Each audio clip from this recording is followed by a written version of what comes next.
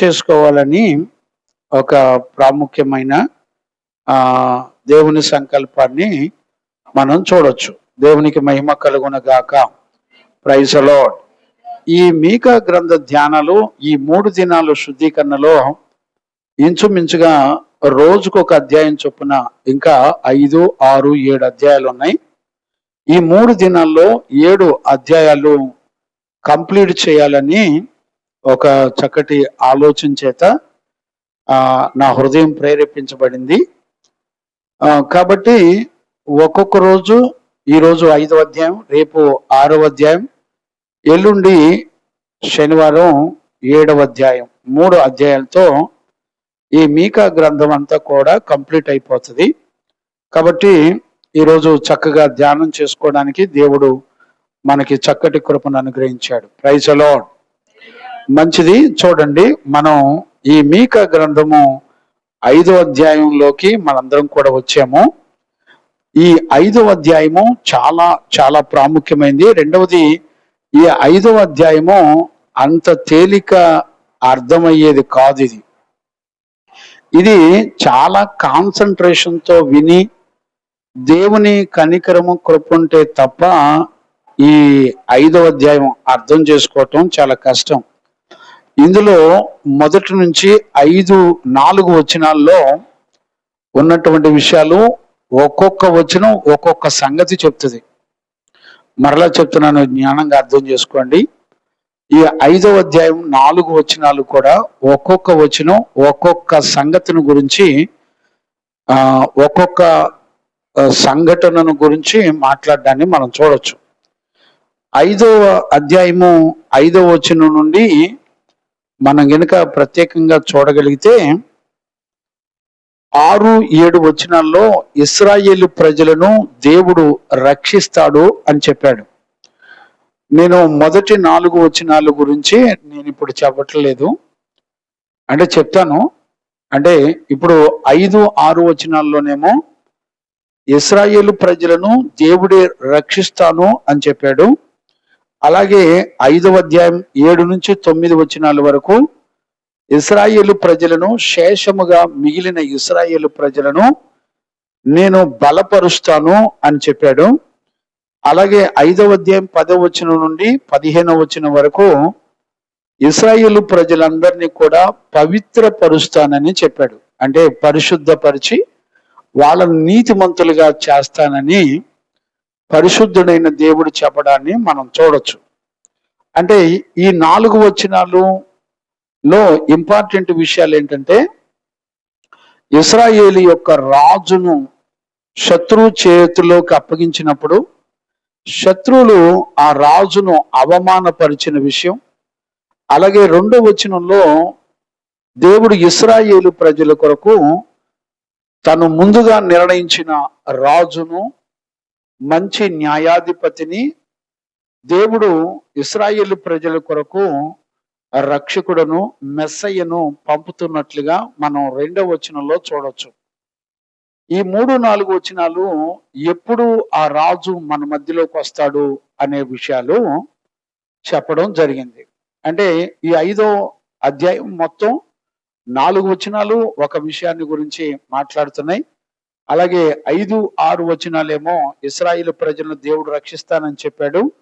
అలాగే 5 అధ్యాయము 7, 8, 9 వచనాల్లోనేమో ఇశ్రాయేలు ప్రజలు మిగిలిన వారిని, శేషాన్ని బలపరుస్తానని దేవుడు చెప్తూ వచ్చాడు.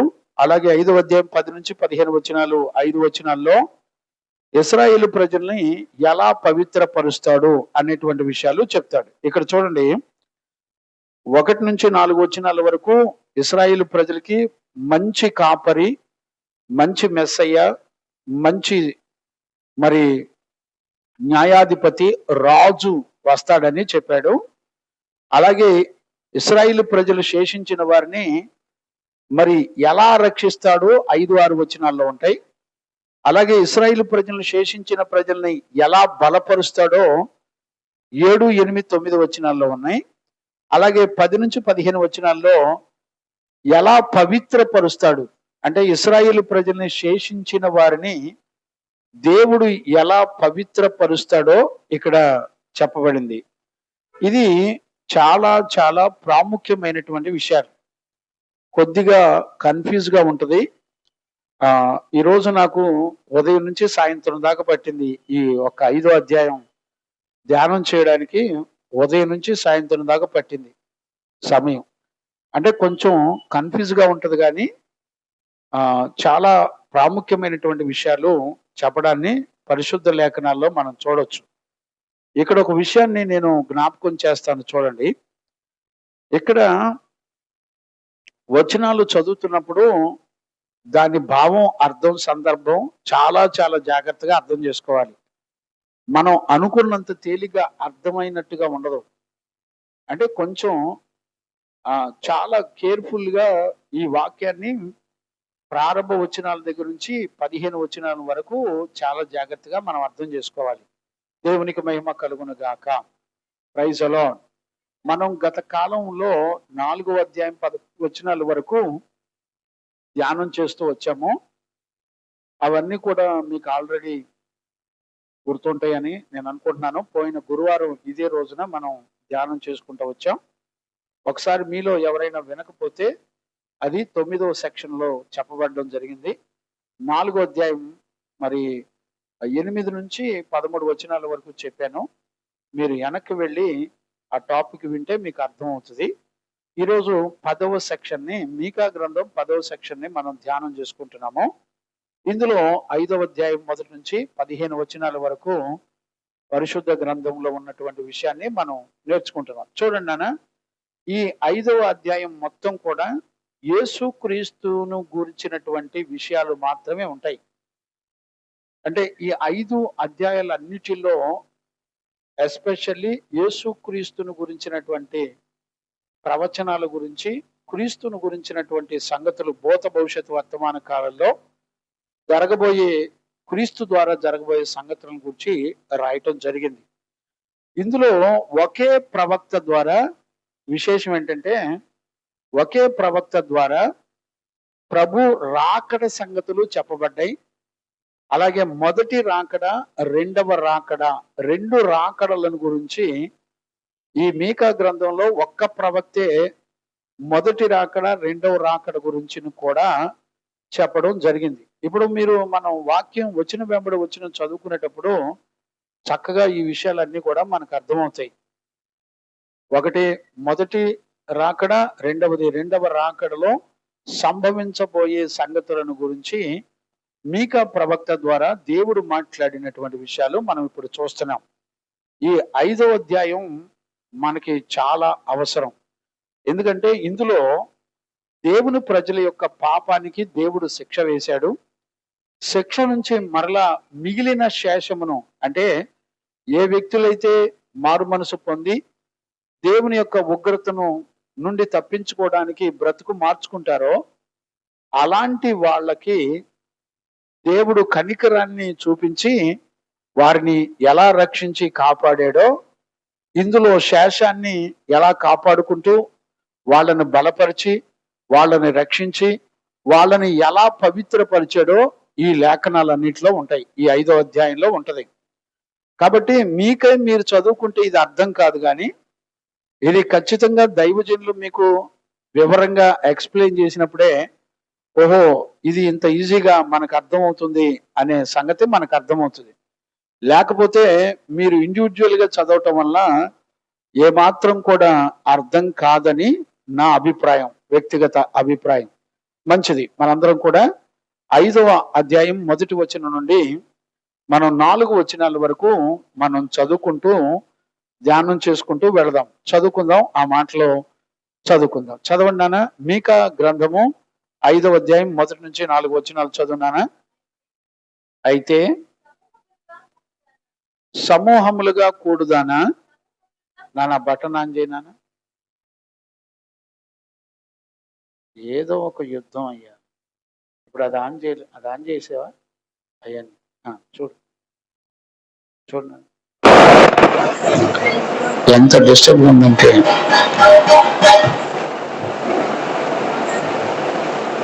దేవునికి మహిమ కలుగును గాక.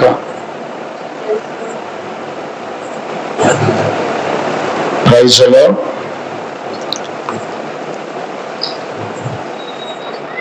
దేవునికి మహిమ కలుగును గాక. ప్రైజ్ లో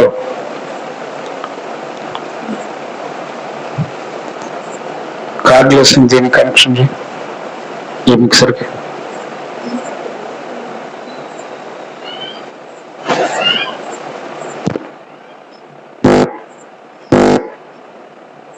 వస్తా. సౌండ్ తగ్గించు. చూడనా, మళ్ళీ ఒకసారి చూడమ్మా. దేవునికి మహిమ కలుగునగాక. శత్రువు ఎంత యుద్ధం చేస్తున్నాడయ్యా.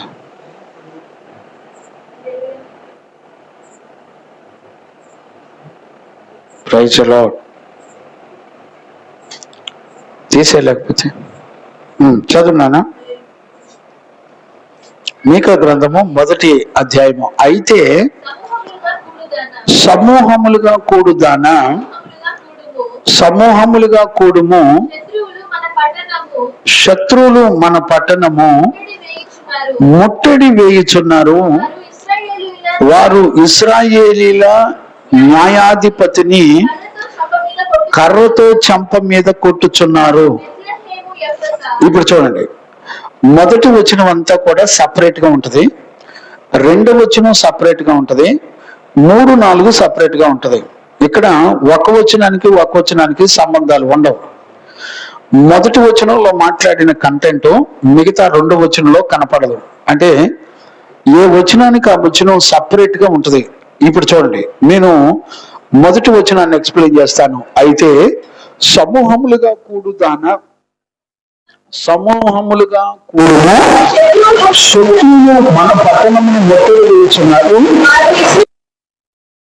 న్యాయాధిపతులు కర్రతో చెంప మీద కొట్టుచున్నారు.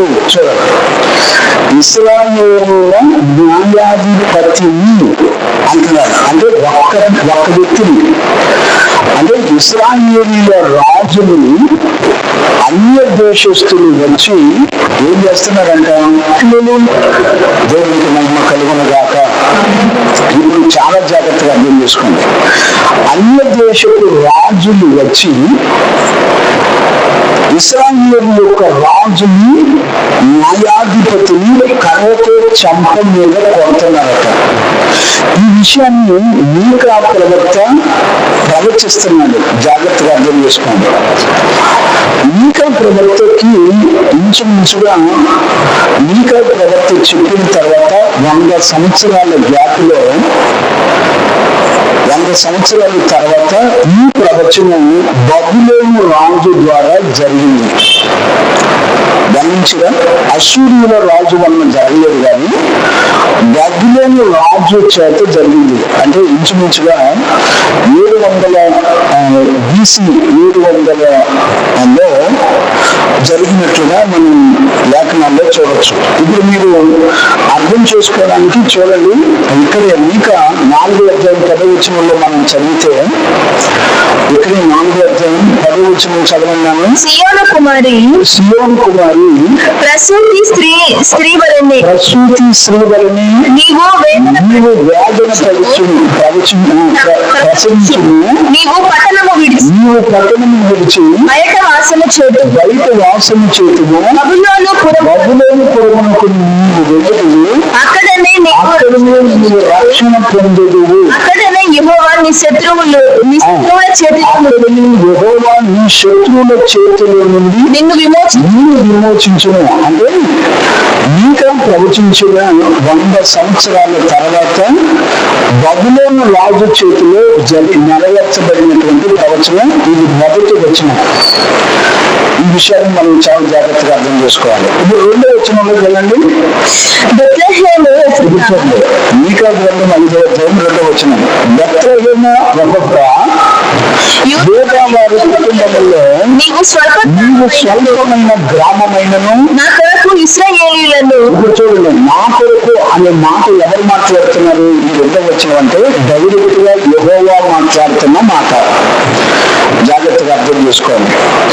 డైరెక్ట్ గా యెహోవా మాట్లాడుతున్న మాట ఏమని మాట్లాడుతున్నాడు? యూదా బెత్లెహేము ఎఫ్రాతా యూదా కుటుంబం వారిలో నీవు స్వల్పమైన గ్రామమైన నా కొరకు ఇశ్రాయేలును ఏలబోయేవాడు నీలో నుండి వచ్చును. పురాతన కాలము మొదలుకొని శాశ్వత కాలము ఆయన ప్రత్యక్షమగుచుండెను. కాబట్టి మనం కొంచెం అది వాయిస్ తీసుకొంచెం. కాబట్టి ప్రసవమగు స్త్రీ పిల్లలకు ఇప్పుడు చూడండి, జాగ్రత్తగా అర్థం చేసుకోండి. ఇప్పుడు బెత్లెహేము ఎఫ్రాతా యూదా అనే వాటిలో నుండి బెత్లెహేము అయిన స్వల్ప గ్రామంలో నుండి ఇశ్రాయేలు ప్రజలను ఏలబోయే రాజు వస్తున్నాడని చెప్పబడింది. ఇది ఎక్కడ నెరవేరింది? మత్తయి సువార్తలో నెరవేరింది. అంటే ఇది మొదటి ప్రభు రాకడ గురించినటువంటి ప్రవచనం. ఇప్పుడు మొదటి వచనానికి రెండవ వచనానికి సంబంధం లేదు. ఇక్కడ రెండవ వచనం వచ్చేసరికి వెంటనే ఇశ్రాయేలు ప్రజలను సరిగా రాజులు సరిగా పరిపాలన చేయకపోవటం వల్ల దేవుడు రాజులు, అధిపతులు, న్యాయాధిపతులు, ప్రవక్తలు, యాజకులు అనే వారి నుండి దేవుడు ఇశ్రాయేలు ప్రజలు విడిపించి వాళ్ళకు ఒక రాజుని దేవుడు ఇస్తున్నాడు అనే ప్రవచనాన్ని చెప్తున్నారు. ఇప్పుడు ఈ రాజు ఎక్కడి నుంచి వస్తాడంట? ఇశ్రాయేలు ప్రజలను పరిపాలన చేయు న్యాయవంతుడైన రాజు ఎక్కడి నుంచి వస్తాడంటే బెత్లెహేములో నుండి వస్తాడు. ఇప్పుడు ఈ విషయాలు మనకి ఎక్కడ నెరవేర్చబడినాయి అంటే మత్తయి సువార్త చదవండి, 2వ అధ్యాయము 2వ వచనం నుండి చదవచ్చు. యూదుల రాజుగా పుట్టిన వాడు ఎక్కడున్నాడు?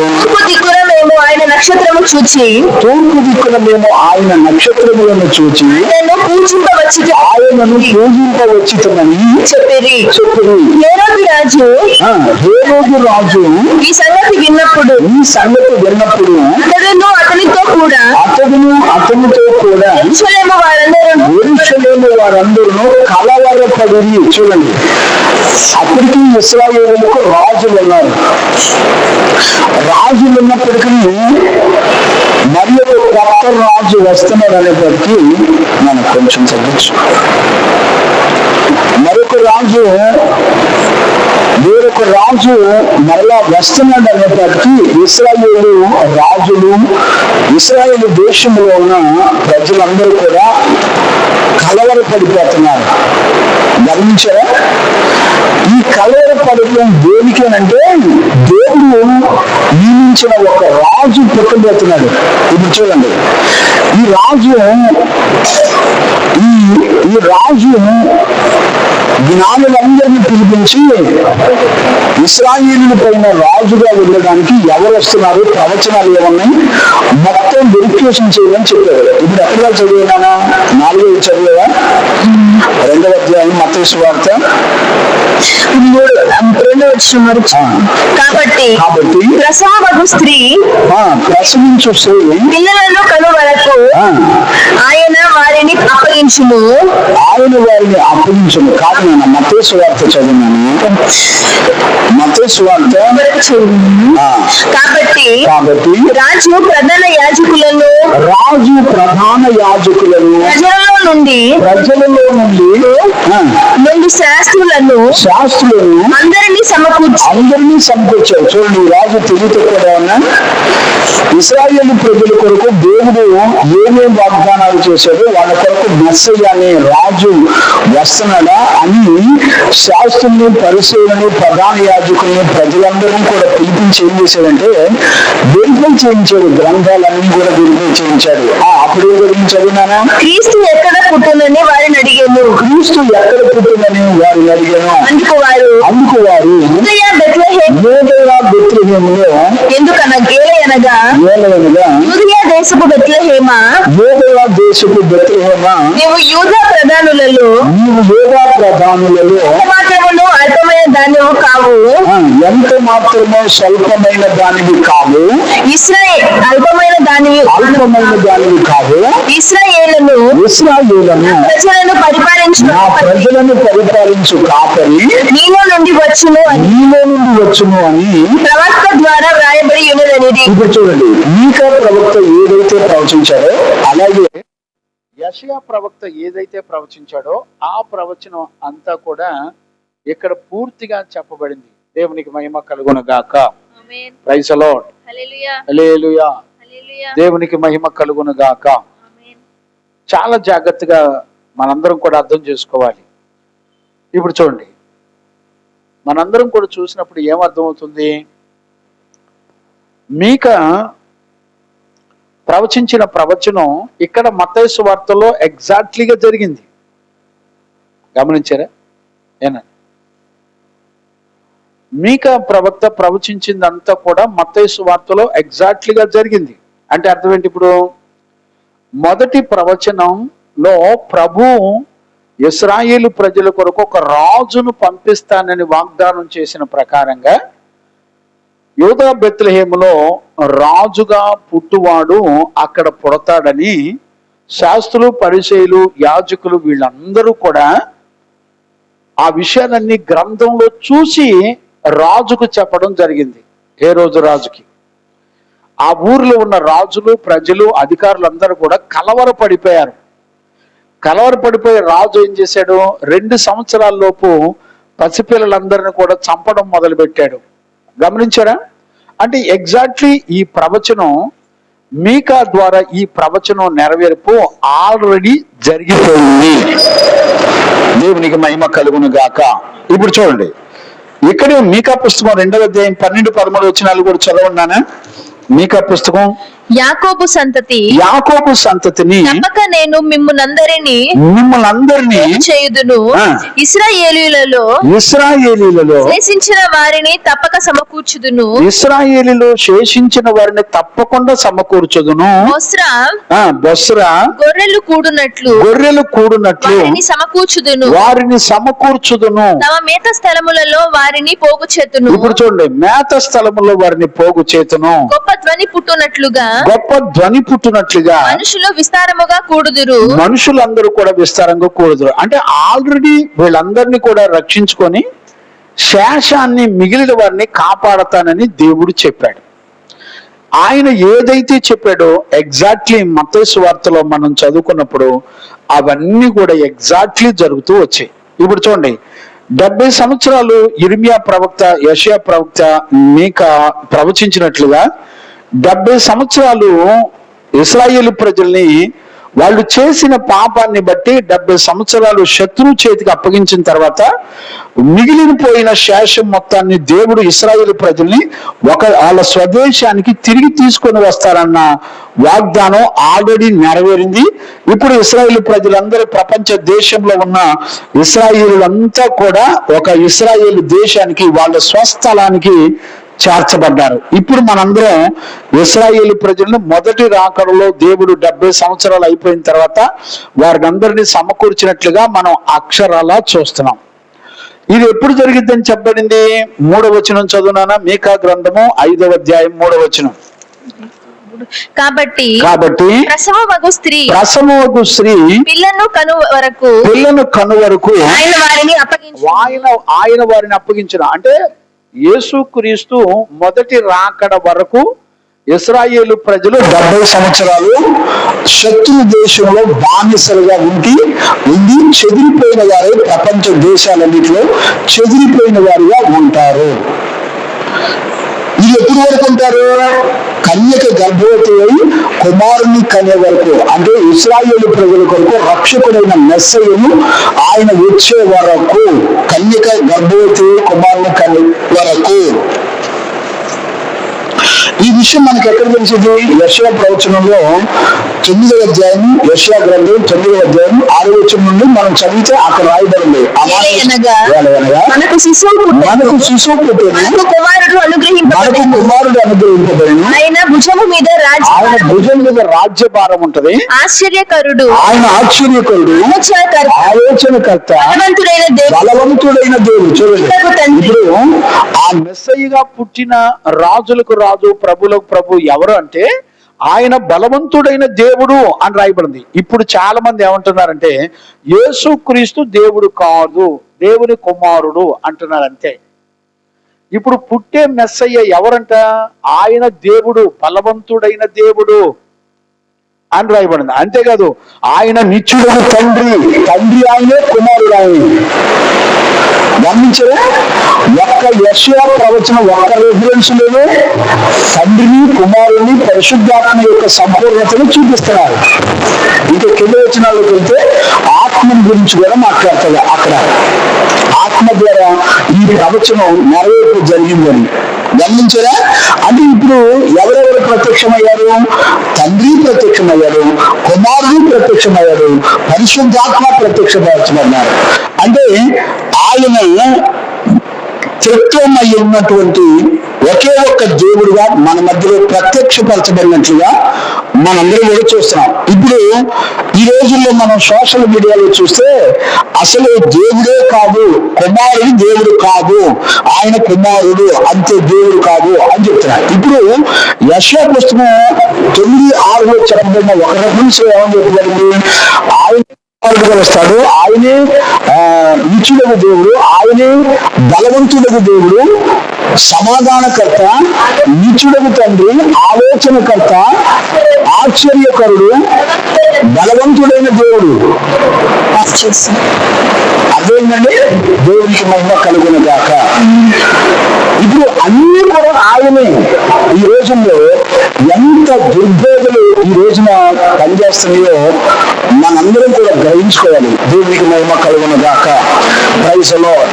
ఇప్పుడు చూడండి, ఇప్పుడు ఇదే విషయాన్ని 4వ అధ్యాయంలో, మీకా గ్రంథం 4వ అధ్యాయం 3వ వచనం 7వ వచనం కూడా చదువున్నాను. ఆయన మధ్యవర్తి అనేక జనములకు న్యాయము తీర్చును, నివసించు, బలము గల అన్యజనులకు తీర్పు తీర్చును. వారు తమ ఖడ్గములను నాగటి నక్కులుగాను, తమ ఈటలను మచ్చు కత్తులుగాను సాగగొట్టుదురు. జనం మీదికి జనము, ఖడ్గం మీద ఖడ్గము, ఎక్కడికెళ్ళును. యుద్ధము చేయడం నేర్చుకుంటూ జనులు ఇక నాయకురు.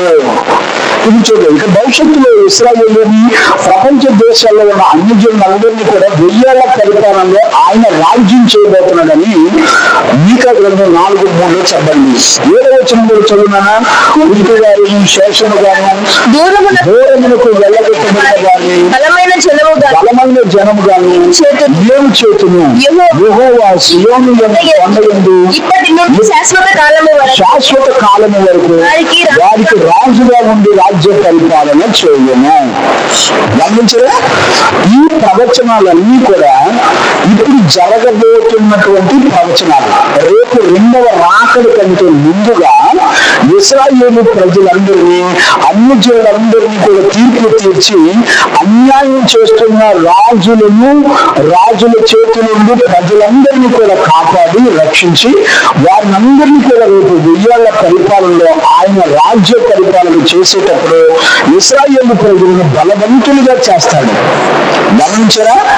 మనము ఈ 13వ వచనంలో కూడా చదివితే ఇతర దేశములు అంటే ఇశ్రాయేలు ప్రజల మీదకి యుద్ధానికి వచ్చినటువంటి ఇతర దేశాల ప్రజలందరినీ కూడా, రాజులందరినీ కూడా ఇశ్రాయేలు ప్రజలు యుద్ధం చేసి వారిని హతమార్చి వారి మీద జయం పొందుతారని దేవుడు మీకా ద్వారా చెప్పబడిన ప్రవచనం ఇది నెరవేర్చబడవలసి ఉంది. దేవునికి మహిమ కలుగును గాక. ఇప్పుడు 4వ వచనం చదవనా? 5వ అధ్యాయం మీకా పుస్తకం 5వ అధ్యాయం 4వ వచనం చదవండి. యెహోవా బలము పొంది, ఇప్పుడు చూడండి, అతను నుంచి యెహోవా బలమును పొంది అంటే యేసుక్రీస్తు యెహోవా దగ్గర నుంచి వచ్చినటువంటి బలమును పొంది తన దేవుడైన యెహోవా నామ మహత్యమును బట్టి తన మందరు నేర్పును, కాగా వారు నిలుతురు.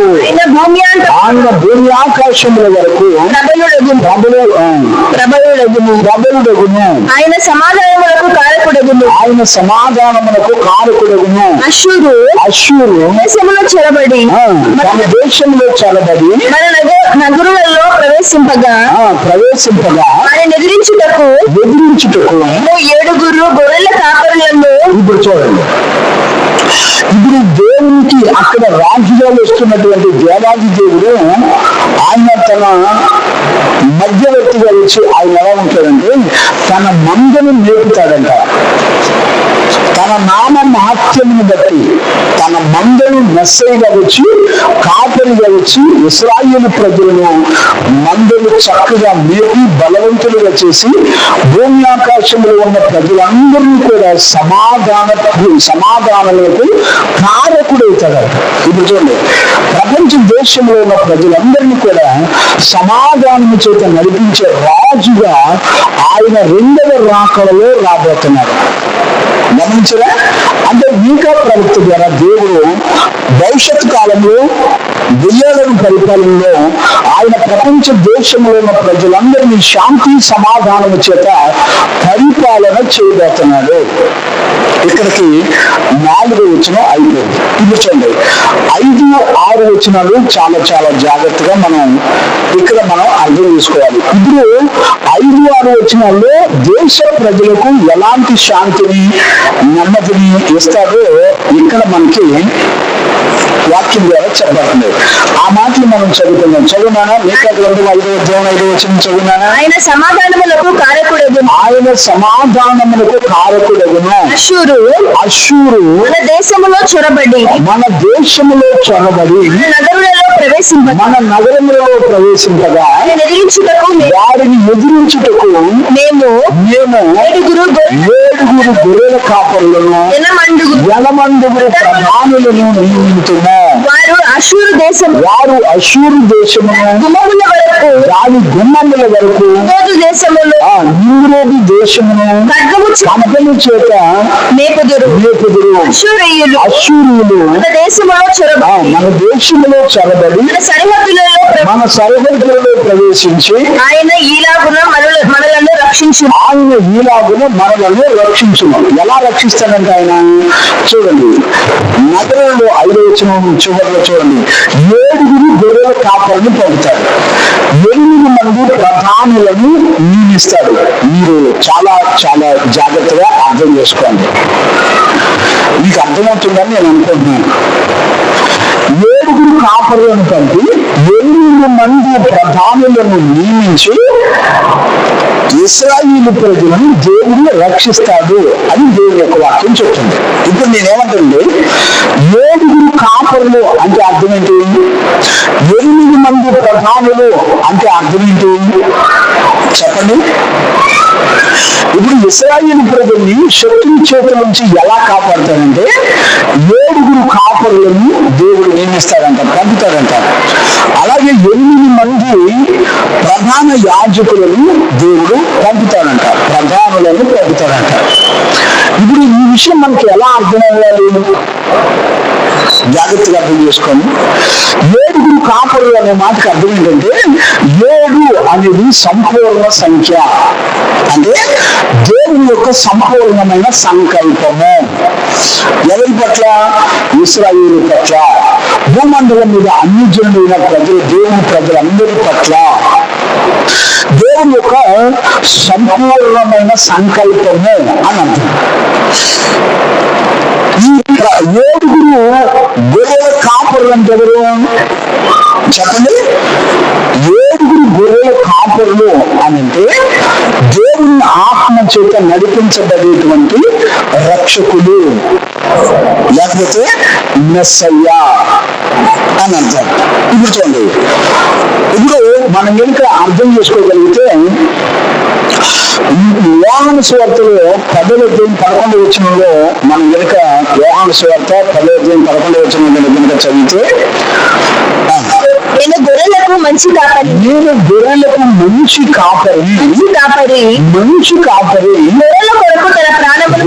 కొరకు తన ప్రాణము పెట్టును. జీతగాడు గొర్రెల కాపరి కాడు కనుక గొర్రెలు తనవి కానందున గొర్రెలు వచ్చుట చూచి గొర్రెలను విడిచిపెట్టి పారిపోను. జీతగాడే. అందుకని ఉద్యోగాలు చేస్తూ సేవ చేసేవాడు వాడు కాపరి కాదు. విశ్వాసం మీద కాకుండా వేరొక దాని మీద ఆధారపడి సేవ చేసేవాడు అసలు అతను సేవకుడే కాదు. ఇప్పుడు అతని దగ్గరికి ఎలా రక్షించబడతారు? గొర్రెల కొరకు యేసుక్రీస్తు మంచి కాపరంట, కాపరి గొర్రెల కొరకు ప్రాణం పెడతాడు. తోడేలు వచ్చినప్పుడు అడ్డంగా నిలబడి ప్రాణం పెట్టి కాపాడుకుంటాడు మంచి కాపరి.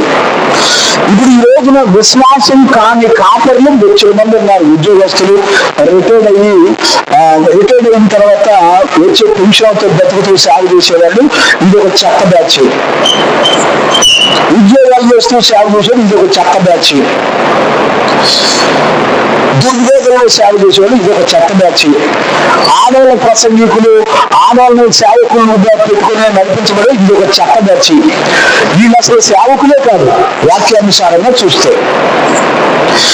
మరి వీళ్ళందరూ ఎలాంటి సేవకులో నాకు అర్థం కావట్లేదు. వాక్యాన్ని బట్టి సేవకులా, లేకపోతే వాక్యాన్ని పక్కన పెట్టి సేవ చేస్తున్నారో నాకు తెలియదు. దేవుడే చూసుకుంటాడు అలాంటి వాడిని. ఇప్పుడు యెషయా పుస్తకంలో కూడా 11వ అధ్యాయం 2, 3, 4, 5 వచనాలు చదివినాను. యెషయా పుస్తకం 11వ అధ్యాయము 2వ వచనం నుంచి చదివినాను. యెహోవా ఆత్మ జ్ఞాన వివేకములకు ఆధారముగు ఆత్మ, ఆయన బలములకు ఆధారముగు ఆత్మ, తెలివిని యెహోవా ఎడల భయభక్తులను పుట్టించు ఆత్మ ఆయన మీద నిలుచును. గమనించారా? ఇప్పుడు ఏ మెస్సయ్య అయితే వస్తున్నాడు, ఏ రక్షకుడైతే వస్తున్నాడు, ఏ గొర్రెల కాపరి వస్తున్నాడు, ఆ గొర్రెల కాపరి ద్వారా దేవుడు ఏం చేస్తున్నాడంటే ఇశ్రాయేలు ప్రజలను కాపాడుతున్నాడు. ఇశ్రాయేలు ప్రజలను శత్రువుల చేతుల నుంచి కాపాడగలరు దేవుడు. ఇప్పుడు నేనేమడుగుతున్నానంటే, ఈ రోజుల్లో చాలా మంది ఇశ్రాయేలు ప్రజలు దేనికి శత్రువులు అయ్యారు చెప్పండి?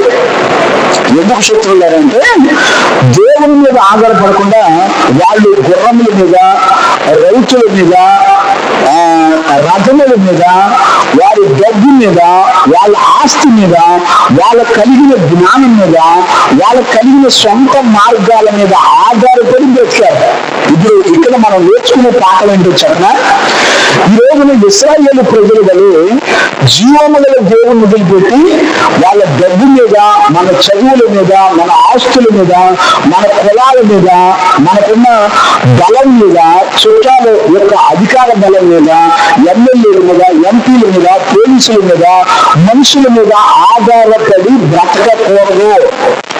అలా బ్రతికే వాళ్ళ యొక్క బ్రతుకులు మనం చూస్తున్నాం. ఇశ్రాయేలు ప్రజలు ఎలాగైతే నశించిపోయారో చూడండి, ఇశ్రాయేలు ప్రజలు వాళ్ళ జీవితంలో 90% మొత్తం చీకటే. ఎందుకంటే తిరుగుబాటు చీకటి తప్ప వాళ్ళు దేవుని వలన ఆశీర్వాదం అనుభవించిన వాళ్ళు ఇంతవరకు లేరు. ఇప్పుడైనా చూడండి, ఇశ్రాయేలు దేశం చుట్టూ అన్ని దేశాలతో గొడవలు, యుద్ధాలు. నేనేమంటానంటే, దేవుని మీద ఆధారపడిన ప్రతి ఒక్కరికి సమాధానం ఉండదు, మనశ్శాంతి ఉండదు. ఇప్పుడు నేను ఏమంటానంటే, ఇక్కడ దేవుని నమ్మామని చెప్పుకుంటున్నాం, దేవుని పేరు చెప్పుకుంటున్నాం, కానీ ఇశ్రాయేలు ప్రజలు దేవుని మీద ఆధారపడినంత వరకు నేటికి వాళ్ళకి నెమ్మది, సమాధానం ఉండదు. ఇప్పుడు దీన్ని బట్టి మనకు అర్థం అవ్వాల్సింది ఏంటో చెప్పినా, మన ఇంట్లో కానీ మన జీవితంలో కానీ సమాధానం ఉండదు. దేవుడు కోరుకున్న జీవితం మనలో ఉండదు. ఎప్పుడు చూసినా టెన్షన్, ఎప్పుడు చూసినా బాధ, ఎప్పుడు చూసినా శత్రువుల చేతిలో బంధించబడ్డాం, ఎప్పుడు చూసినా బలహీనతలతో, రోగాలతో బాధపడ్డాం, ఎప్పుడు చూసినా నెమ్మది, సమాధానం లేకుండా బ్రతుకుతాం. కారణం ఏంటో తెలిసినా, నీవు సృష్టికర్త అయిన దేవుని మీద నువ్వు ఆధారపడలేవు. జాగ్రత్తగా అర్థం చేసుకోండి. ఏ వ్యక్తి అయితే జీవము గల దేవుని మీద ఆధారపడి బ్రతుకుతాడో అతనికి దేవుని ద్వారా సమాధానం కలుగుతుంది. అంటే ఇప్పుడు దేవుడు ఏం చేస్తాడు? మీ శత్రువులైన వారిని 7 దైవజనులను, ప్రవక్తలను, సేవకులను పంపి, 7 ప్రధానులను పంపి మనకేం చేస్తాడంటే గొప్ప సమాధానాన్ని కలుగజేస్తాడు, గొప్ప నెమ్మదిని కలుగజేస్తాడు, మనుషులందరికీ కూడా విమోచనము కలుగజేస్తాడు. 6, 5, 6 వచనాల్లో రాయబడిన విషయాలు అవే. ఈ రోజున మన జీవితంలో కూడా ఏం జరుగుతుందో మిమ్మల్ని మీరే పరీక్షించుకోండి. మనము జీవము గల దేవుని మాట చొప్పున నడవకుండా దేవుని విడిచిపెట్టి మనం బ్రతుకుతున్నామేమో మనమే చాలా చాలా జాగ్రత్తగా గ్రహించుకోవాలి. దేవునికి మహిమ కలుగును గాక. Praise the lord. హల్లెలూయా. దేవునికి మహిమ కలుగును గాక. ఈ రోజున మనందరం కూడా మరి దేవుని చేత పంపబడిన ప్రవక్తల దైవజనుల చేతిలో, గమనించారా, ప్రధానుల చేతిలో నుండి మనం నడిపించబడుతున్నామా? చెప్పండి. ప్రధానులు అనంటే అర్థం ఏంటంటే 8 మంది ప్రధానులు అనే సంఖ్యకు అర్థం ఏంటంటే, మీరు చూడండి, నోవాహు దినములో 8 మంది మాత్రమే రక్షించబడ్డారు. గమనించారా? అంటే ప్రధానులు అంటే ఎవరు? దేవుని మాట చొప్పున విని అంగీకరించి నడిపించబడేవారు. అలా దేవుని మాటను నమ్మి నడిపించబడిన వాళ్ళు 8 మంది నూతనంగా రక్షించబడిన వారు. అంటే 8 మంది మాట విని నూతన సృష్టిగా మార్చబడి రక్షించబడిన అనుభవానికి గుర్తుగా ఉంది ఈ మాట. ఇప్పుడు మనకు అర్థం కావాల్సింది ఏంటి? 7 సంపూర్ణులైన గొర్రెల కాపరి. అంటే 7 అనేది సంపూర్ణ సంఖ్యకు గుర్తు. ఈ 7 సంపూర్ణుడైన గొర్రెల కాపరైన నా ప్రధాన కాపరైన యేసుక్రీస్తు యొక్క మాట విని ఆయన మాట చొప్పున లోబడి అప్పగించుకొని నూతన సృష్టిగా మార్చబడి రక్షించబడిన వారు 8 మంది నోవాహు దినములో ఎలాగైతే రక్షించబడ్డారో, నోవాహు దినములో ఇక శేషం ఎవరు మిగల ఆ రక్షించబడి మాట విని లోబడిన ఆ 8 మంది మాత్రమే రక్షించబడి విమోచించబడ్డారు. దానికి గుర్తు. దేవునికి మహిమ కలుగును గాక. Praise the Lord. ఇప్పుడు చూడండి, మనందరం కూడా గుర్తుపట్టవలసింది ఏంటి? ఇశ్రాయేలు ప్రజలు ఏదైతే జరుగుతుందో ఇప్పుడు మన జీవితాల్లో కూడా అదే జరుగుతుంది. ఇప్పుడు దీన్ని బట్టి మనం ఏం చేయాలి? దైవజనుడి మాట ప్రకారంగా, వాక్యం చెబుతున్న మాట ప్రకారంగా విని లోబడి, మరి లోకంలో అందరూ పోయిన దారిలో పోకుండా దేవుడు మన కొరకు సిద్ధపరిచి ఇచ్చిన ఆయన మార్గంలో నడిపించబడితే మిగిలిన శేషంగా మనందరూ కూడా కాపాడబడి విమోచించబడి రక్షించబడతారు. ఇది మనకు ఒక హెచ్చరిక ఈ శుద్ధీకరణ కోటాల్లో. ఇప్పుడు 7 నుంచి 9 వచ్చిన యాకోబు సంతతిలో శేషించినటువంటి వారు యెహోవా కురిపించు మంచు వలెను. ఇప్పుడు చూడండి, యెహోవా కురిపించు మంచు వలెను, మనుష్యుల ప్రయత్నము లేకుండా ఎవరి యోచన లేకుండాను గడ్డి మీద పడు వర్షము వలెను ఆయన తన జనుల మధ్యను ఉండును. యాకోబు సంతతిలో శేషించిన వారు అన్యజనుల మధ్యను అనేక జనములలోను అడవి మృగములలోను సింహము వలెను ఎవడును విడిపింపకుండా లోపలికి చొచ్చి గొర్రెల మందలను త్రొక్కి చీల్చు కొదమ సింహం వలెను ఉందురు. నీ హస్తము నీ విరోధుల మీద ఎత్తబడి ఉండును గాక, నీ శత్రువులందరూ నశించుదురు గాక. ఇప్పుడు జాగ్రత్తగా అర్థం చేసుకోండి. దేవునికి మహిమ కలుగును గాక. ఇక్కడ మనకు అర్థం అవ్వాల్సింది ఏంటి? మంచు అంటే ఏంటి? వర్షం అంటే ఏంటి? సింహం అంటే ఏంటి? కొదమ సింహం అంటే ఏంటి? దేవునికి కోపం పుట్టించడం అంటే ఏంటి? ఇప్పుడు ఈ విషయాలన్నీ 7వ వచనం నుంచి 9 వచనాల వరకు ఉన్నటువంటి విషయాల్లో మనకు అర్థం కావాలి. ఇప్పుడు వర్షం దేనికి గుర్తు? మంచు దేనికి గుర్తు అనంటే, మంచు దేవుని యొక్క కృపకు గుర్తు. మీరు జాగ్రత్తగా అర్థం చేసుకోండి.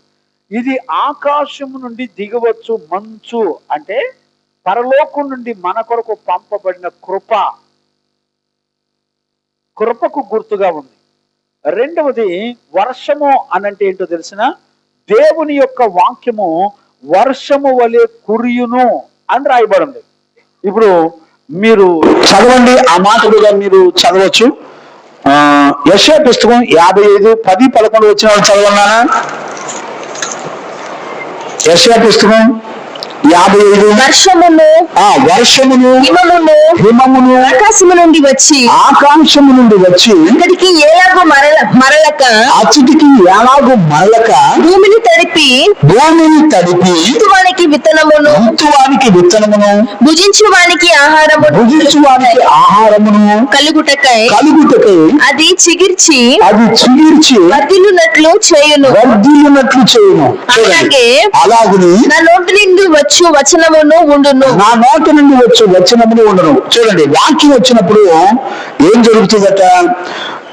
ఆ పంటంతా పండడానికి కావలసిన వర్షాన్ని, మంచుని ఎలా కురిపించి దాన్ని మొలిపించి ఫలభరితంగా చేస్తాడో దేవుని యొక్క వాక్యం ఒక వ్యక్తి విని అంగీకరించటం వలన అతను మంచు వర్షము చేత కప్పబడిన వాడై, వర్షము చేత కురియబడి దేవుని యొక్క వాక్యము చేత అతడు నిరంతరంగా ఫలించేవాడిగా ఉంటాడు. దేవునికి మహిమ కలుగును గాక. ఇప్పుడు నేను ఏమడుగుతున్నా అంటే, దేవుడు ఎలా కాపాడుకొని రక్షించుకొని కృప చూపిస్తాడు అనంటే, ఎలా బలపరుస్తాడు అనంటే, మంచులో వర్షాన్ని ఇచ్చి ఒక వ్యక్తిని దేవుడు రక్షించి విమోచించి బలపరుస్తాడు. ఒక మనిషికి బలం ఎక్కడి నుంచి వస్తుందంటే వాక్యము ద్వారా. ఒక మనిషికి బలం ఎక్కడి నుంచి వస్తుందంటే కృప ద్వారా, మంచు ద్వారా, వర్షము ద్వారా అతనికి బలం వస్తుంది అని దేవుడు యొక్క వాక్యం చెప్తుంది. ఇప్పుడు మనందరం కూడా అలానే ఇశ్రాయేలు ప్రజలను దేవుడు ఎలా బలపరుస్తున్నాడో మనల్ని కూడా అలానే బలపరుస్తున్నాడు. ఎలాగా? మంచు వలె. మీరు కావాలంటే 72వ కీర్తన 6వ వచనంలో ఏమంటుందంటే, ఆయన గడ్డి మీద కురియు మంచు వలె ఉండును. చదువు. గడ్డి కోసిన వీటి మీద కురియు వానవలెను. గడ్డి మీద కురియు వానవలెను. భూమిని తడుపు మంచి వర్షము వలెను. అతడు విజయము చేయును. ఆయన విజయము చేయును. చూడండి, మంచు అంటే కృప ద్వారా జయ జీవితం చేయును. గమనించారా? ఇంకా మనం ద్వితీయోపదేశ కాండంలో కూడా 32వ అధ్యాయం 2వ వచనాన్ని కూడా చదవచ్చు. నా బోధ వర్షముగాను కురియు. ఆయన మాట్లాడుతూ చూడాను 32వ అధ్యాయము 2వ వచనం. నా ఉపదేశము వానవలెను కురియును. నా వాక్యము మంచు వలె ఉండును. గడ్డి మీద పడు చినుకుల వలెను పచ్చిక మీద కురియు వర్షము వలెను ఉండును. గమనించారా? వర్షము వలె ఉండును అంటే చూడండి, దేవుని కృప ద్వారా మంచు, వాక్యము, వర్షము వలె కురియబడినప్పుడు అతడు 3 అంతలుగా ఫలిస్తాడు. గమనించారా? అందుకని మత్తయి సువార్తలో 5వ అధ్యాయంలో ఏమంటాడు? మనల్ని, దేవుని సంఘాన్ని ఏమంటాడంటే, నువ్వు లోకానికి ఉప్పై ఉన్నావు, నువ్వు లోకానికి వెలుగై ఉన్నావు. చూసారా? ఇవన్నీ కూడా మనకు అనుగ్రహించబడిన ఆశీర్వాదాలు. ఇవన్నీ కూడా ఎక్కడి నుంచి వస్తాయి? వాక్యం ద్వారా. ఇవన్నీ ఎక్కడి నుంచి వస్తాయి? దేవుని కృప ద్వారా. అంటే ఇశ్రాయేలు ప్రజలకు బలం ఎక్కడి నుంచి వస్తుందంటే దేవుని కృప ద్వారా, మంచు ద్వారా, వర్షము ద్వారా వారు బలవంతులు అవుతారని వాక్యం చెప్పండి. దేవునికి మహిమ కలుగును గాక. ఇప్పుడు రెండవదిగా సింహము వలె అంటే అర్థం ఏంటి? సింహం అంటే ఒక రాజుకు గుర్తు, లేకపోతే అధికారానికి గుర్తు, ధైర్యానికి గుర్తు, జయ జీవితానికి గుర్తు. గమనించారా? అందుకనే దేవుడు ఏమంటాడంటే కీర్తనలో 91:3లో, నీవు సింహములను, నాగుపాములను అనగదొక్కెదవు, కొదమ సింహములను, భుజంగములను అనగదొక్కెదవు అని అంటాడు. 91వ కీర్తన 3వ వచనం. వేటకాని ఊరిలో నుండి ఆయన నిన్ను విడిపించును. నాశనకరమైన తెగులు రాకుండా నిన్ను రక్షించును. ఆయన తన రెక్కలతో నిన్ను కప్పును. ఆయన రెక్కల క్రింద నీకు ఆశ్రయము కలుగును. ఆయన సత్యము కేడమును డాలునై ఉన్నది. రాత్రి వేళ కలుగు భయములకైన 91:13 నాన్న. నీవు సింహములను, ఇప్పుడు చూడండి, నీవు సింహములను, నాగుపాములను త్రొక్కెదవు, కొదమ సింహములను, భుజంగములను అనగద్రొక్కెదవు. గమనించారా? సేమ్ లూకా సువార్త 10వ అధ్యాయం 19వ వచనంలో కూడా అపోస్తులను దేవుడు సువార్త కొరకు పంపుతున్నప్పుడు వాళ్ళకు కూడా ఇచ్చిన అధికారం అదే. చదువునానా? లూకా సువార్త 10వ అధ్యాయం 19వ వచనం. ఇదిగో పాములను తేళ్లను నీవు త్రొక్కెదవు, శత్రువు బలమంతటి మీదను నీకు అధికారము అనుగ్రహించదును. సింహము, కొదమ సింహం అంటే ఏంటి? అధికారం, దేవుడిచ్చిన అధికారం. ఎవరి మీద? శత్రువుల మీద, దెయ్యాల మీద, పావుల మీద, సర్పాల మీద, భుజంగముల మీద, రకరకాలైన వాటి మీద దేవుడు ఇశ్రాయేలు ప్రజలకి అధికారం ఇచ్చాడంట. 7 నుంచి 9 వచనాల్లో 2 భాగాలు ఉన్నాయి. ఒకటేమో మంచు వలె, వర్షం వలె. రెండవది సింహం వలె, కొదమ సింహం వలె. గమనించారా? ఇప్పుడు దేవుని యందు విశ్వాసం ఉంచి నువ్వు దేవుని మీద ఆధారపడి మిగిలిన శేషం అంతటిని కూడా దేవుడు ఏం చేస్తాడు తెలిసిన? మొట్టమొదట ఆయన రక్షిస్తాడు, తన కాపరిని పంపి రక్షిస్తాడు. రెండవదిగా ఆయన తన కృప ద్వారా, వాక్యము ద్వారా నిన్ను బలవంతుడిగా చేస్తాడు. మూడవదిగా నీకు అధికారం ఇచ్చి, శత్రు బలమంతటి మీద నీకు అధికారం ఇచ్చి ఆయన మిమ్మల్ని కాపాడుకుంటాడు. దేవునికి మహిమ కలుగునగాక. Praise the lord. ఇక చివరిగా మనకున్నది ఏంటంటే 5వ వచనం నుండి మీకా గ్రంథము 5వ అధ్యాయము 10వ వచనం నుండి 15 వచనాల వరకు. మీకా గ్రంథము 5వ అధ్యాయము 10వ వచనం నుండి చదువుకుందాం. ఆ దినమున నేను నీలో గుర్రములు ఉండకుండా వాటిని బొత్తిగా నాశనము చేతును, నీ రథములను మాసివేతును, నీ దేశమందున్న పట్టణములను నాశనము చేతును, నీ దేశమందున్న పట్టణములను నాశనము చేతును, నీ కోటలను పడగొట్టెదను, నీలో చిల్లంగి వారు లేకుండా నిర్మూలము చేతును, మేఘములను చూచి మంత్రించు వారిని ఇక మీదట నీలో ఉండరు, నీ చేతి పనికి నీవు మొక్కకుండునట్లు చెక్కిన విగ్రహములను, దేవతా స్తంభములను నీ మధ్య ఉండకుండా నాశనము చేతును, నీ మధ్యను దేవతా స్తంభములు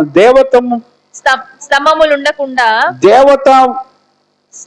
స్తంభములు ఉండకుండా వాటిని పెళ్లగించును, నీ పట్టణములను పడగొట్టేదను, నేను అత్యాగ్రహము తెచ్చుకొని నా మాట ఆలకింపని ప్రజలకు ప్రతీకారము చేతును. ఇదే యెహోవా వాక్కు. ఇప్పుడు చూడండి, మూడవది ఏంటంటే 10వ వచనం నుంచి 15వ వచనం వరకు ఇందులో ఉన్న విషయాలు ఏంటంటే ఇశ్రాయేలు ప్రజల్ని పరిశుద్ధపరుస్తున్నాడు, పవిత్రపరుస్తున్నాడు. ఎందుకంటే వీళ్ళందరూ వాళ్ళ జ్ఞానం మీద, వాళ్ళ సొంత మార్గాల మీద, వాళ్ళ సొంత అభిప్రాయాల మీద, ఐగుప్తు గుర్రాల మీద, లేకపోతే వాళ్ళకున్నటువంటి విగ్రహాల మీద, వాళ్ళకున్నటువంటి ఆస్తులు పాస్తుల మీద ఆధారపడి బతికారు ఇశ్రాయేలు ప్రజలు.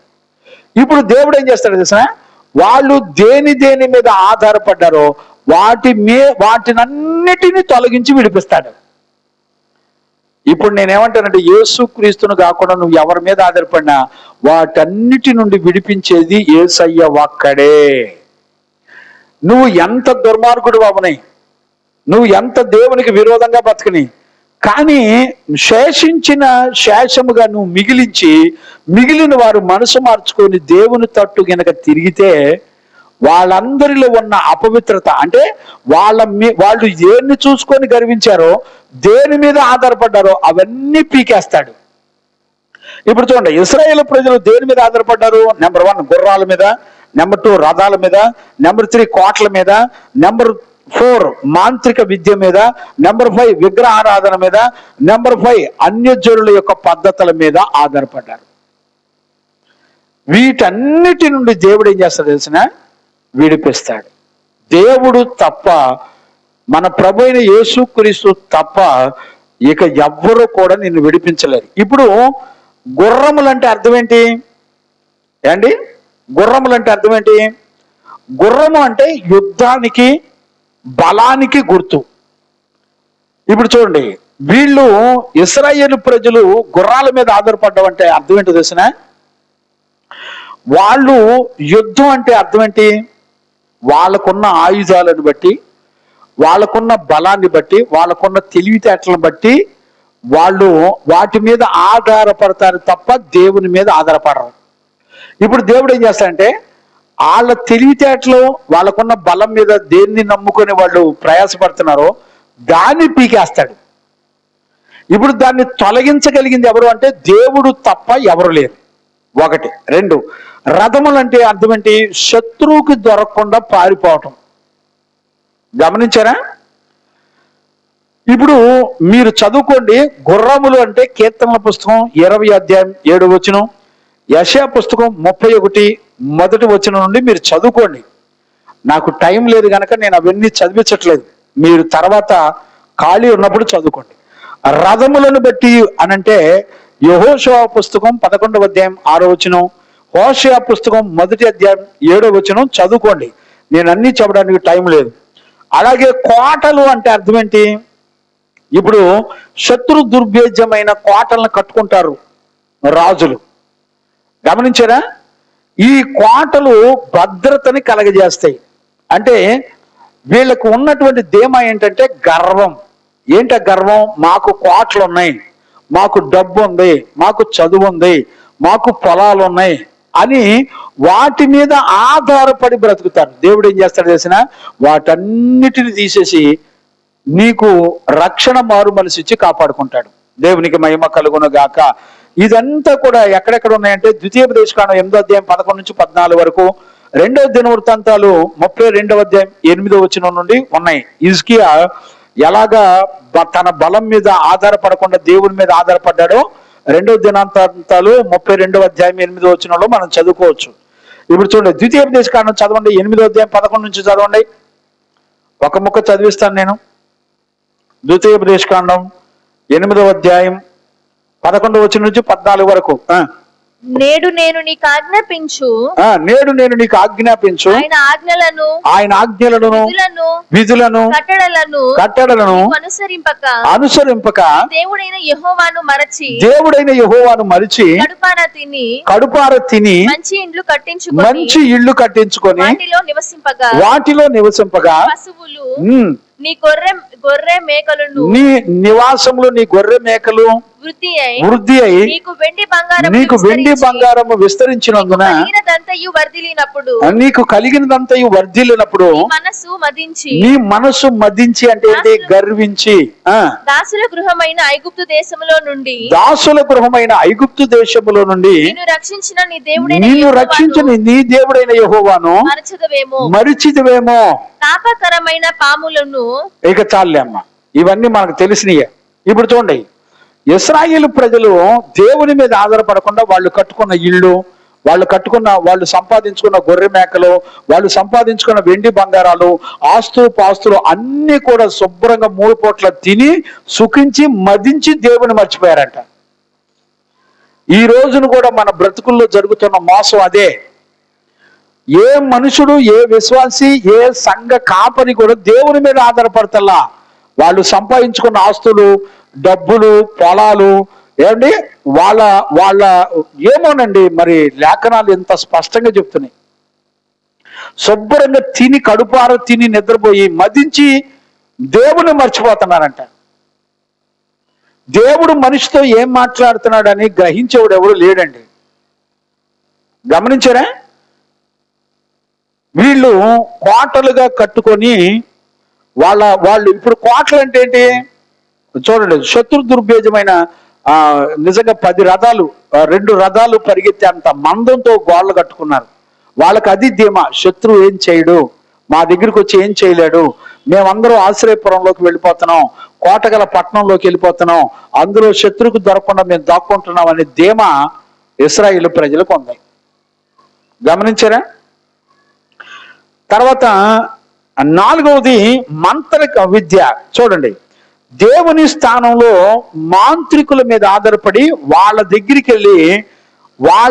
వెళ్ళి సమస్యలు పరిష్కరించుకోవడానికి ఆ మాంత్రికుల మీద ఆధారపడి బతికే వాళ్ళు క్రైస్తవులు సంఘాల్లో సేవకులతో సహా చాలా మంది ఉన్నారు.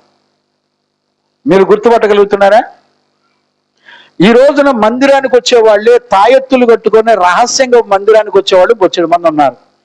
పాస్టర్లే నడుకు తాయెత్తులు కట్టుకొని కాళ్ళకు నల్లదారాలు కట్టుకొని నడిపించబడేవాళ్ళు బొచ్చెడు మంది ఉన్నారు. గుర్తుపడుతున్నారా? దేవుని స్థానాన్ని అంటే దేవుని మీద ఆధారపడకుండా మాంత్రికుల మీద, వాళ్ళు ఇచ్చిన సలహాల మీద ఆధారపడి బతికేవాళ్ళు మనలో బొచ్చెడు మంది ఉన్నారు. అలాంటి వాటన్నిటి నుండి దేవుడు నిన్ను విడిపించాడండి. గుర్రాల మీద, నీ తెలివితేటల మీద, నీ బలం మీద ఆధారపడకుండా దేవుడు నేను విడిపించాడా? రథముల మీద, కోటల మీద ఆధారపడకుండా దేవుడు నేను విడిపించాడా? మాంత్రిక విద్యల మీద ఆధారపడకుండా దేవుడు నేను విడిపించాడా? విగ్రహారాధికుల మీద ఆధారపడకుండా, విగ్రహ స్తంభముల మీద ఆధారపడకుండా దేవుడు నేను విడిపించాడండి. ఇవన్నీ రిఫరెన్స్లే అండి. ద్వితీయోపదేశకాండం మాంత్రిక విద్యల గురించి చదవండినా. ద్వితీయోపదేశకాండం 18వ అధ్యాయం 10-12 వచనాలు చదవండి. 10 నుంచి 18వ అధ్యాయము, 18వ అధ్యాయము ద్వితీయోపదేశకాండం 10, 11, 12 చదువునేనా? తన కుమారుడైనను, తన కుమారుడైనను, తన కుమార్తె అయినను, తన కుమార్తె అయినను, అగ్నిగుండము దాటించు వారినైనను, అగ్నిగుండము దాటించు వారినైనను, శకునము చెప్పు సోదెగానినైనను, శకునములు చెప్పు సోదగాండ్రులైనను, మేఘ శకునము గాను, మేఘ శకునములను గాను, సర్పము శకునములు సర్ప శకునములు గాని చెప్పువానినైనను, చిల్లంగి వానినైనను, చిల్లంగి వారునైనను, మాంత్రికునినైనను, ఇంద్రజాలికులనైనను, కర్ణ పిశాచి నడుగు వారినైనను, కర్ణ పిశాచి నడుగు వారినైనను, దయ్యముల యొద్ద విచారణ చేయు వానినైనను. ఇప్పుడు చూడండి, పాస్టర్ అంటే ఇప్పుడు ఏంటో తెలిసినా, మీరు కనిపెట్టి చెప్పండి. ఏ దెయ్యం పట్టిందో, ఏమేమి పట్టిందో కనిపెట్టి చెప్పండి. ఇది చూసారా? ఇప్పుడు పాస్టర్లను ఎట్ట వాడుకుంటున్నారంటే దెయ్యాల జాడలు చెప్పుకునేటువంటి పాస్టర్లుగా తయారయ్యారండి. ఏమేమి దెయ్యం పట్టింది, ఎవరెవరు పట్టారు అని జ్యోతిష్కం చెప్పే వాళ్ళలాగా తయారయ్యారు వాళ్ళ సేవకులు, పాస్టర్లు. అలాంటి వారిని ఇప్పుడు అపోస్తల కార్యాలు 19:19 కూడా ఎఫెసులో ఉన్నటువంటి మాంత్రిక పుస్తకాలన్నీ కూడా తగలబెట్టించిరి అని రాయబడింది. చదువునానా? అపోస్తల కార్యాలు 19:19. మరియు మాంత్రిక విద్య అభ్యసించిన వారు, మాంత్రిక విద్యను అభ్యసించిన వారు అనేకులు తమ పుస్తకములు తెచ్చి అందరి ఎదుట వాటిని కాల్చివేసిరి. వారి లెక్క చూడగా వాటి వెల 70,000 వెండి రూకలాయెను. చూడండి, గమనించారా? ఆ రోజున ఎఫెసీ సంఘంలో ఆ ప్రాంతాల్లో ఉన్నటువంటి మాంత్రికులందరూ ఆ మాంత్రిక సంబంధమైన పుస్తకాలన్నీ తెచ్చి కాల్చి పాడేశారంట. గమనించారండి? ఇప్పుడు నేనేమడుగుతున్నా అంటే, వీటన్నిటి నుండి దేవుడు మనల్ని విడిపించాడా? ఇవాళ చూడండి, మనుషులు వారి బొమ్మలను ద్వితీయోపదేశకాండంలో 20:4-5 వచనాలు, యెషయా పుస్తకం 44:9-20 వచనాలు, నిర్గమకాండం 34:13 నుంచి, న్యాయాధిపతులు 6వ అధ్యాయం 25-26 వచనాలు, గిద్యోను ఆ దేవతా స్తంభములన్నిటిని కూడా కూల్చి పారేశాడండి గిద్యోను. ఇవన్నీ ఉన్నాయండి, మీరు చదువుకోండి. మీరు కావాలంటే ద్వితీయోపదేశకాండం 4వ అధ్యాయం 15 వచనం నుంచి చదువునానా? ద్వితీయోపదేశకాండం 4వ అధ్యాయం.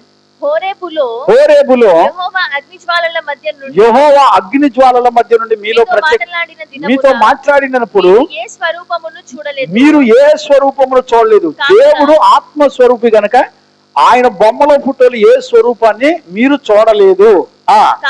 కావున మీరు చెడిపోయి భూమి మీద నున్న ఏ జంతువు ప్రతిమనైనను. ఇప్పుడు చూడండి, చెడిపోయిన వాళ్ళు ఫోటోలు పెట్టుకుంటారు. గుర్తుపెట్టుకోండి, ఫోటోలు నిండా పిల్లల ఫోటోలు, భర్త ఫోటోలు, భార్య ఫోటోలు, లేకపోతే పాస్టర్ల ఫోటోలు, భార్య పిల్లల ఫోటోలు, ఇక క్యాలెండర్ల నిండా, పుస్తకాల నిండా, ఫోన్ల నిండా ఈ ఫోటోలే. మీకు దేవుని వాక్యం చెప్పినా కూడా మీకున్న ధైర్యం ఏంటో నాకు తెలియదండి. సంఘంలో ఎవరికి సిగ్గు, శరం, భయం, భక్తి, దేవుడు చూస్తున్నాడు అనే భయభక్తులు ఉండవు. నేనేమంటానంటే, మనుషుల ఫోటోలు పెడితే ఎవరితోనైనా మాట్లాడతాయండి. వాక్యం పెట్టుకుంటే ఎవరితోనైనా మాట్లాడతాయి కదా. ఇప్పుడు కొంతమంది అయితే పావులు, జంతువులు, సర్పాల ఫోటోలు పెట్టుకునే వాళ్ళు ఎక్కువైపోయారు. ఫ్లవర్స్, బొమ్మలు, భయం అనిపించలేదండి. ఏ జంతువు ప్రతిమనైనను. కొంతమంది పావులంటే ఇష్టం, పావుల బొమ్మలు, దేవదూతల బొమ్మలు, ఇంకేంటేంటో వాళ్ళ ఇష్టం. దేవుడు అంటాడు, ఇలాంటి మంద ఎట్లాంటి వాళ్ళు అంటే వీళ్ళు చెడిపోయిన బ్యాచ్. అందుకనే చివరిలో ఏమంటాడు, మీకా 5:15 వచనంలో ఏమంటాడు, నా మాట వినని ప్రతి ఒక్కళ్ళ మీద నేను నా ఉగ్రత కుమ్మరిస్తాను. ప్రతీకారము చేతును. నేను ప్రతీకారం చేస్తాను, వాళ్ళ మీద నా కోపం తీర్చుకుంటాను. చాలా మంది పిల్లలు శత్రువుల చేతికి ఎందుకు అప్పగించబడుతున్నారో తెలుసా? తల్లిదండ్రులు బాగానే పెంచుతున్నారు, వాళ్ళు పెరిగి పెద్దోళ్ళు అయిన తర్వాత శత్రువు చేతులకి ఎందుకు అప్పగిస్తున్నారు? దేవుడు ఎందుకు అప్పగిస్తున్నాడు తెలిసిన? వీళ్ళు మనుషుల మీద, జంతువుల మీద, వాళ్ళ ఫోటోల మీద, మనుషుల ఆకారాల మీద ఆధారపడి భక్తి చేస్తా ఉంటారు. మళ్ళీ వీళ్ళు పేరు చెప్పేది దేవుని పేరే. గమనించారండి? వాళ్ళ శరీరాల్లో మంత్రపు ప్రయోగాలు, మంత్రపు కట్లు ఉంటాయి. వాళ్ళ మనసు ఎంతసేపటికి దేవుని మాట వినరు, దేవుని మాట అర్థం చేసుకోరు. ఇది పెద్ద తప్పేంటండి? ఇప్పుడు ఏం తప్పో చూడండి. చెడిన మనసు కలిగిన వారు ఏం చేస్తారో చదువు నాన్న, కంటిన్యూ చేయి. మైక్ దగ్గర పెట్టుకో, కొంచెం సౌండ్ పెట్టయ్యా. ద్వితీయోపదేశకాండం 16 వచనం నుంచి చదువు. 4:16. కావున మీరు చెడిపోయి భూమి మీద నున్న ఏ జంతువు ప్రతిమనైనను ఆకాశమందు ఎగురు రెక్కల గల ఏ పక్షి ప్రతిమనైనను నేల మీద ప్రాకు ఏ ప్రతిమ అయినను భూమి క్రింద నున్న నీల యందలి చేప ప్రతిమనైనను ఆడ ప్రతిమను గాని మగ ప్రతిమను గాని. ఇప్పుడు చూడండి, ఆడోళ్ల బొమ్మలు గాని మగోళ్ల బొమ్మలు గాని ఏ విగ్రహమును గాని ఏ స్వరూపము కలిగిన వాటిని విగ్రహములను. ఇప్పుడు ఈ ఫోటోలు రూపాలన్నీ కూడా విగ్రహాలు అని చెప్తాం. దేవుని కోపం ఎవరి మీద ఉంటే వాళ్ళు పోయి ఈ విగ్రహాల తట్టు తిరిగి బతుకుతా ఉంటారు. ఇప్పుడు దేవుడు అంటాడు, నేను విమోచించిన వారు వీటన్నిటి నుండి, విగ్రహాల నుండి, దేవతా స్తంభముల నుంచి నేను వారిని విడిపిస్తానని చెప్పాడు. ఇప్పుడు నేను అడుగుతున్నాను, బల్లలో చేయేస్తున్నారు కదా, విడిపించబడ్డారా? చచ్చిపోయిన వాళ్ళ ఫోటోలు, చచ్చిపోయిన వాళ్ళ తండ్రి ఫోటో, భార్య ఫోటో, ఇక ఏమోనంటే తాతల ఫోటో, మీటింగ్ పాంపులెట్లు ఏంటి, చచ్చిపోయిన ఫోటోలు, అందరి ఫోటోలు, బతికిన వాళ్ళ ఫోటోలు, చచ్చిపోయిన ఫోటోలు. ఆ ఫోటోల కోసం, ఎచ్చుల కోసం, సోకుల కోసం ఎన్ని మేకప్లు వేసుకొని ఎన్ని ఫోటోలు దిగుతారో. జంతువుల ఫోటోలు. ఎందుకో వీళ్ళ బాధలేంటో నాకు అర్థం కాదు. చిన్న తప్పే, ప్రమాదం పెద్దదే.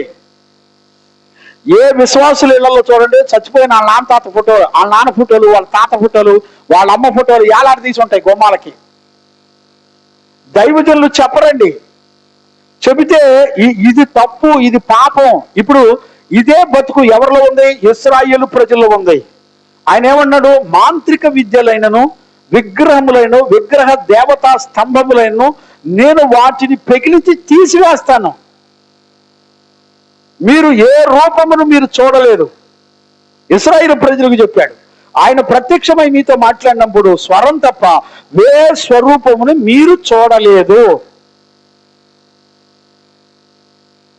మీరు ఏ జంతు ప్రతిమనైనా, ఏ మనుషుల రూపములైనా మీరు పెట్టుకోకూడదు.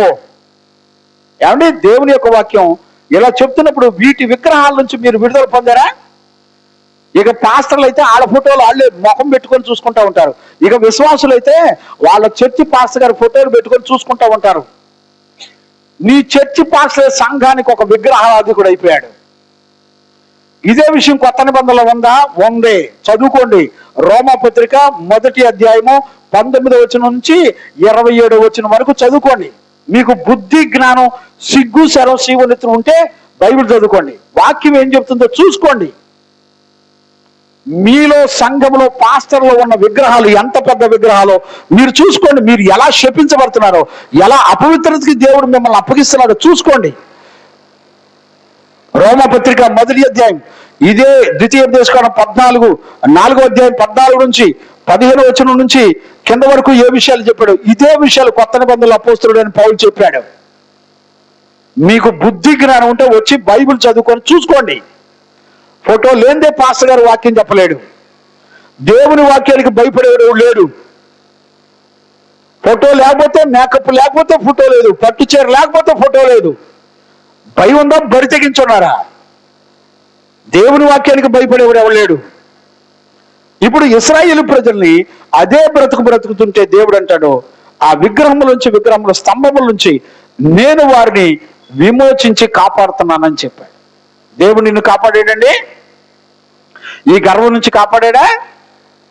నీ చెత్త ముఖాన్ని చూసుకొని కాపాడా? విడిపించాడా?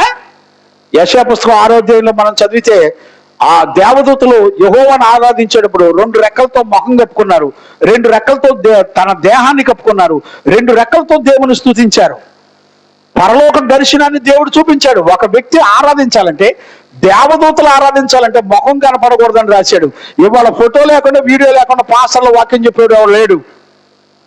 భయం ఉందండి? దేవుని భయంతోనే బతుకుతున్నారా? సేవ చేస్తున్నారా? దేవదూతలు ఆరాధిస్తేనే ముఖం కనపడకుండా ఆరాధించారు. వాళ్ళ ప్రవర్తనను బట్టి రక్షించబడతారనే తలంపు లేకుండా వాళ్ళ ప్రవర్తన కప్పిపెట్టుకున్నారు, వాళ్ళ క్రియలు కప్పిపెట్టుకున్నారు.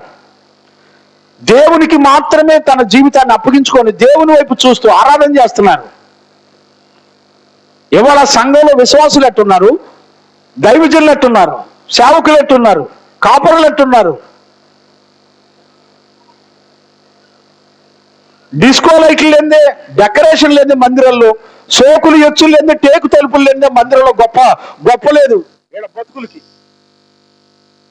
ఎవరిని బెదిరిస్తున్నారు? ఎవరి కోసం సేవ చేస్తున్నారు? వాక్యాన్ని బట్టి చూసే సేవ చేస్తున్నారా? చదువుకోండి. యెఫన్యా పుస్తకం 3వ అధ్యాయం 9వ వచనం, యెహెజ్కేలు పుస్తకం 36, 25 నుంచి 27 వరకు. దేవుని మాట వినని ప్రతి ఒక్కరి మీద దేవుని ఉగ్రత నిలుచుంటుంది. కీర్తనల పుస్తకం 2వ అధ్యాయం 12వ వచనం. కుమారుని ముద్దు పెట్టుకోండి. చదవండి నా మాటలు. కీర్తనల పుస్తకం 2వ అధ్యాయం 12వ వచనం చదువుకోండి. నేను చదివించట్లేదు, టైం లేదు, వద్దులే నాన్న, మీరు తర్వాత చదువుకోండి. రోమపత్రిక 2వ అధ్యాయం 5, 6 వచనాలు చదువుకోండి. ఎంతకాలం మోసం చేస్తారు దేవుని స్వాస్థ్యమైన ప్రజల్ని, సంఘాన్ని? ఎంతకాలం మిమ్మల్ని మీరు మోసం చేసుకొని దేవుని ఉగ్రత పాలైపోతారు? ఇప్పుడు చెప్పండి. మేకా గ్రంథంలో 10వ వచనం నుంచి 5వ అధ్యాయం 10వ వచనం నుంచి 15వ వచనం వరకు మనం చూసినప్పుడు వారిని వేటి నుంచి దేవుడు విడిపిస్తున్నాడు చూడండి. మీకై మీరు విడిపించుకోలేరు. దేవుడు విడిపిస్తే తప్ప విడుదల రాదు. దేవుడు మారు మనసు ఇస్తే తప్ప మారు మనసు రాదు. దేవుడు విగ్రహాల నుంచి, ఫోటోల నుంచి, వీడియోల నుంచి నిన్ను తప్పిస్తే తప్ప నీకు మారు మనసు రాదు. ఈ రోజున విమోచించబడ్డారా? ఈ రోజు రక్షించబడ్డారా? ఇశ్రాయేలు ప్రజలతో దేవుడు ఎందుకు చెప్పాడు ఆ మాటలు? వాళ్ళు రథాల మీద, గుర్రముల మీద, కోటల మీద, చిల్లంగి చేష్టల మీద, మాంత్రికుల మీద, వాళ్ళ సలహాల మీద ఈ రోజున క్రైస్తవులైండి తాయెత్తుల దగ్గరికి వెళ్ళి తాయెత్తులు కట్టించుకొని వాళ్ళకున్న సమస్యలు విడుదల పొందుదామని అనుకునేవాడు బొచ్చెడు మంది ఉన్నారండి. ఇవన్నీ లేఖనాలే. చూసేవాళ్ళు లేరు, భయపడేవాళ్ళు లేరు. కాబట్టి ఈరోజు రాత్రి మనందరం కూడా ఇశ్రాయేలు ప్రజలను విడిపించిన దేవుడు మనల్ని కూడా విడిపించగలడు. ఇలాంటి మీద వాటి అన్నిటి నుండి విడిపించేది దేవుడే. ఈ రోజు వరకు నువ్వు ఇంకా విడిపించబడకపోతే ఈ శుద్ధీకరణ కూటాల్లో ఎకనైనా విడుదల పొందడానికి దేవుని సహాయాన్ని అడుగుదాం. అలాంటి కృప ప్రభు మనందరికి అనుగ్రహించి నడిపించును గాక. ప్రార్థన చేసుకుందాం.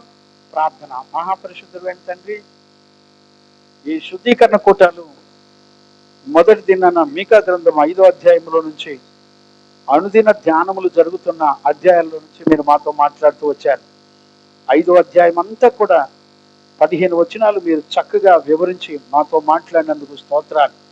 ఇశ్రాయేలు ప్రజలను శేషముగా మిగిలిన వారిని నాయనా నీవు రక్షించి ఎలా రక్షిస్తావో చెప్పావు నాయనా. 7 మరి దైవజనులు, సేవకులు, సంపూర్ణులైన వారు ద్వారా నాయనా, అధిపతుల ద్వారా ప్రభా నువ్వు విడిపిస్తానని ఎలా రక్షిస్తావో నువ్వు చూపించావు. అలాగే నాయనా నీ ప్రజలు బలము నొందుతారంట. మంచు వర్షముల చేత వారు బలమునిచ్చి దేవుని కృప ద్వారా, వాక్యము ద్వారా బలమునిచ్చి నడిపించావు నాయన. అలాగే వారి కలిగినటువంటి పాపము నుండి విడిపించి పవిత్రులుగా చేశావు నాయన. గుర్రములు, రథములు వారు స్వనీతి మీద ఆధారపడిన వాటన్నిటి మీద నుంచి విడిపించిన మహాదేవుడు ఈరోజు శుద్ధీకరణలో నీ బిడ్డలమైన మమ్మల్ని అందరినీ కూడా అలాగ విడిపించి శేషముగా మిగిలిన మమ్మల్ని నీ రాజ్యము కొరకు సిద్ధపరిచినందుకు కృతజ్ఞతాస్తుతులు చెల్లిస్తూ యేసు నామములో అడిగి పొందిన నామ తండ్రి, ఆమేన్. ప్రార్థన ఆలకించి అడిగినవన్నీ విశ్వాసము ద్వారా పొందుకునే భాగ్యమిచ్చి నడిపించిన యేసయ్యకు స్తోత్రము చేయుదుము. స్తోత్రం, స్తోత్రం, స్తోత్రం, స్తోత్రం. తండ్రి, కుమార, పరిశుద్ధాత్మ దేవునికి స్తోత్రము చేయుదుము. స్తోత్రం స్తోత్రం స్తోత్రం స్తోత్రం స్తోత్రం. ఆమె మన తండ్రి అయిన దేవుని నుండి, మన ప్రభు అయిన యేసు క్రీస్తు నుండి, పరిశుద్ధాత్మని యొక్క అన్యోన్య సహవాసము, సన్నిధి, సమాధానము విశ్వసించిన బిడ్డలకును సకల పరిశుద్ధులకును యేసయ్య కృపా సమాధానములు మనందరికీ తోడైండి నడిపించును గాక. ఆమేన్. హల్లెలూయా హల్లెలూయా హల్లెలూయా. అందరికీ వందనాలు. ప్రైజ్